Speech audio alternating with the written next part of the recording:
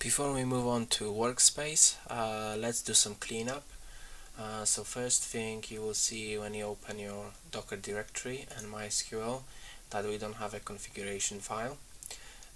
Also, I would like to have all configuration files within conf directories. So I started with MySQL. I'm gonna create a new directory called conf. And what we need to do, we need to pull configuration file from MySQL container. So I switch to terminal, and what we can do docker cp ID of the container. So we need MySQL. Let's copy that and paste. Then we're gonna follow by semicolon, and the file is located in etc my.cnf. And we're gonna copy this to current working directory. So let's do pwd followed by docker MySQL conf. So let's do that. Okay, we got that. Let's go back to our editor. So our configuration file is here. So in our MySQL service, now we need to mount this.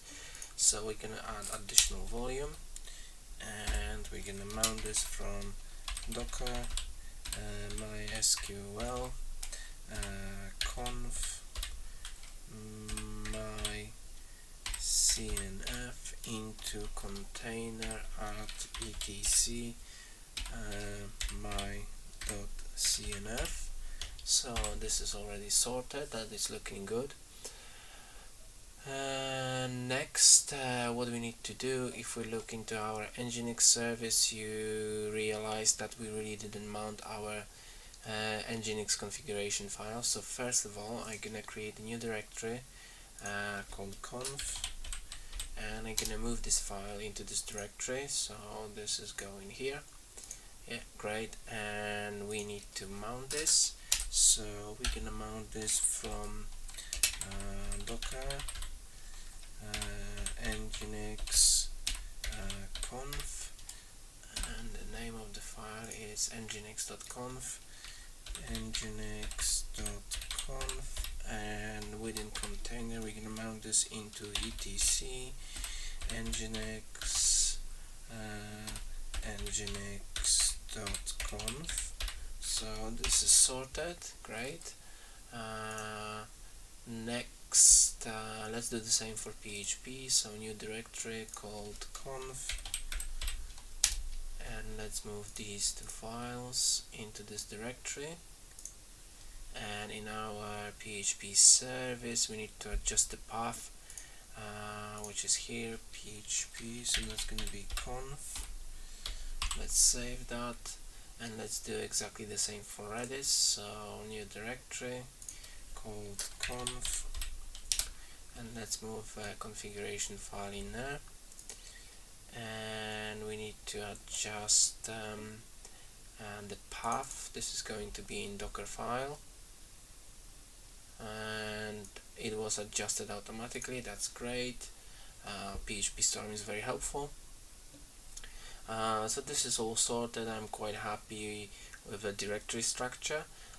Last thing I would like to do is to change the names of the log files, because for example they don't really correspond with what they do.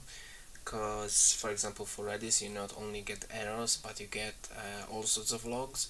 So what I do, I will follow the naming from the service name. So for example for MySQL, I'm gonna call it MySQL. So let's do that. For Nginx, I'm gonna do the same. Let's do Nginx dash access. Great, and let's do the same for the error log. So let's adjust that, and it's gonna be Nginx dash error. Now for PHP, let's rename this to PHP, and for Redis, let's rename this for Redis. So it's going to be Redis, and as a final step we need to adjust the paths in our Docker Compose. So let's start with our Nginx. So our logs, they need to follow the same naming, so it's going to be Nginx -error, and for access log Nginx -access. So this is all good. For PHP, not errors but php.log, and let's do the same for our MySQL. So it's going to be MySQL. And final one for Redis,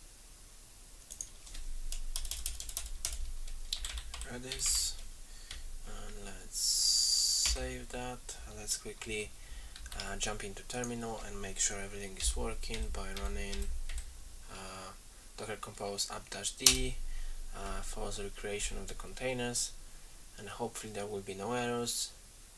So once this is done, let's quickly inspect our containers with docker ps, and looks like all of them are up and running. So just final step, let's go to the browser, reload, looks like it's working, db.php, we are done.